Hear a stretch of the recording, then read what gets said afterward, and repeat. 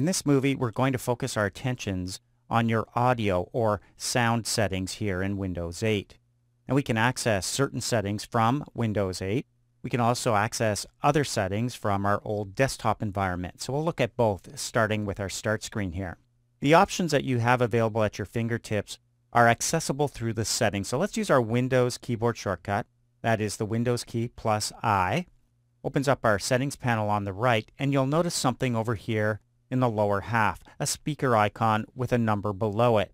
Well, the number represents the volume out of 100%. Click that icon and you can adjust the volume, and you'll be adjusting the volume for your system. So drag the slider up, and when you release, you hear a sample sound. A little too loud, click the speaker icon again and drag it down. I'm going to go down to 50 exactly. So that's a good volume for me, and as you can see from here in our settings, it's really the only audio or sound setting you have access to. So if you want to get to some of those other ones, we need to go to our old desktop environment and use the control panel. So we'll just click off to the left here to collapse the right-hand pane. And to get to our control panel, let's go to Desktop. And from here, let's go down to the bottom left corner of our screen, and when we see the Windows tile, we'll right-click and select Control Panel from there. It's a nice little shortcut I like to use. Now from here, you will see a section labeled Hardware and Sound. We're going to click right on the text Hardware and Sound, which opens up that section and displays other subsections. Notice under Sound here, we have subsections like adjusting system volume, changing system sounds, and managing audio devices. Let's just click Sound, and you'll see some of those sound options over here like playback, recording, sounds, and communications. And we'll get to that momentarily, but also here in our old desktop environment, down in the bottom right-hand corner when we move down there and pop up our taskbar, you'll notice a speaker icon there as well. And you'll see your current setting, the setting we just chose in our Windows Start screen. But we can click this speaker icon to see a similar slider where we can adjust the system volume. But we can also mute it altogether. Notice the speaker icon right below the slider will allow us to click and mute our speakers altogether, so we're not hearing anything. If you need to eliminate distractions, it's a great option. When you want to bring your audio back, go to the same icon and click again. It is a toggle to turn it on. But we can also access something called the mixer from here as well. Click the mixer and another little window opens up here. The volume mixer is going to show you icons and sections for anything that's running right now that uses audio, like your speakers and your system sounds. Now if we had something else running like Windows Media Player, it would show up here as well. We could adjust the volume separately. But we do have a master switch here, which is currently set to 50. So if we want to change the master volume, let's bring it all the way up to 75, let's say. When you let go, you hear that sample sound.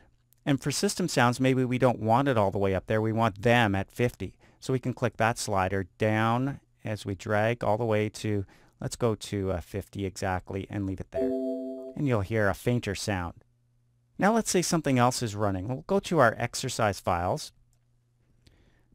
And inside that folder, you'll find an MP3 file called Easy for You. Just click once to select it.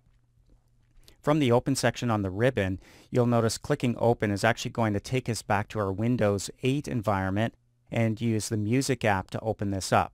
Well, we want to be able to access it from here in our old desktop environment, so click the drop down and choose Windows Media Player.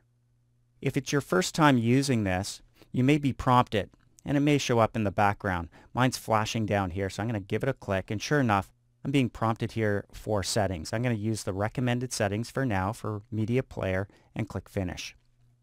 And you can see now it's actually going to run and launch my music file. I'm just going to click the pause button here and leave it running. And now what we're going to do is we're going to flip back. So I'm going to move this down. I'm going to close up my exercise files and take a look at the volume mixer in the background here. It now has a third section for our Windows Media Player, and I can adjust the volume for it as well. Notice as I go up towards the top level here of my master volume, it starts pushing it up as well. I'm going to leave it down at about 50. and I'm going to bring my master volume back down. And notice as I bring it down, everything else kind of goes down with it. So once you've found a level that's suitable to you, you simply leave it like that. And notice there are icons below each one of these so we can mute any or all of them at once. Maybe I don't want to hear what's going on with my Windows Media Player right now. So if I come back to it and play, you'll notice it has been muted. I'm going to pause it and unmute it. As soon as I close my Windows Media Player, it's no longer available to me on the volume mixer. Let's close that up as well. All right, so a moment ago we chose sound here from our control panel, and you'll notice there are different sections. Playback, which would mean our speakers.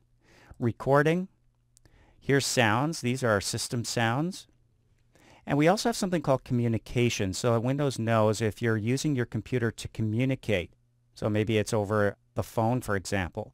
What's going to happen to some of the other sounds? Will they be reduced so that they're not interrupting a conversation, for example? Will they be muted altogether? That's totally up to you. Let's leave it at reduced to 80%. All right, and let's go back now to playback and take a look at some of these settings. When you select speakers, that's when you have access to the speaker properties. Clicking properties allows you to do things like change the icon, look at jack information. You can also adjust levels. So there's our speaker volume again. We can use enhancements so you don't like the sound. Give it a bass boost. Room correction as well. I like this one, loudness equalization, so you don't get those spikes. As soon as you click them, you can actually preview it by clicking the preview button. Turn it off. Try preview again, and you can see it's quite a bit different. All right, let's click cancel for that and go back to our tabs across the top of our sound window and click recording. So just as we saw for our speakers, you can also do this for sound that's going into our system via the microphone. And if you have other devices connected, they'll show up here. Clicking microphone and properties allows you to get into those properties. So you can have a listen to this device. If you wanted to have a speaker go through it, you can. You can adjust the levels here as well. You'll notice microphone and microphone boost levels available to you here. And then there is an advanced section as well. So you can get into some of the rates and bit depths that are being used when you're running this. Exclusive mode, as you can see, the checkbox is selected for allowing applications to take exclusive control of this device and give exclusive mode applications priority. All right, so any of these settings can be changed. I'm going to close this up, and back we go to our sound window, and let's go to the Sounds tab. And here's where you're going to see certain sounds that are happening. For example, when we were adjusting the volume, you heard that background sound. Well, here's where we choose what sounds we hear when certain events happen. For example, here in the Windows section, as we scroll down, every time we, let's say, close a program, there's no sound. We just close it up and nothing happens. Want to hear a sound when you close a program? Well, you can choose your sounds by going down to the bottom.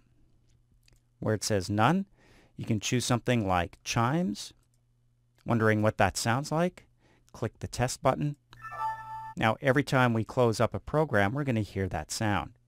And you'll notice there are many, many events here to choose from. Some of them already have sounds. When you select them, you'll see what they are. And some don't have sounds. The ones without a speaker icon do not. And you'll see none selected here. Just scroll down through all of those, picking and choosing the sounds you want for the various events. When you're done, you can click Apply, and they'll all be applied. So that's the sound window. We'll close it up now. And we do hear that sound, and we're taken back to our hardware and sound portion of our control panel. And notice that under sound, we can go directly to some of those sections, like change system sounds. Give it a click, and it takes us directly to the Sounds tab here in our sound window. All right, so that's it for control panel as far as hardware and sound go. Let's give it a click on the close button to close it up. And we'll go back to our start screen in Windows 8 by pressing the Windows key on the keyboard.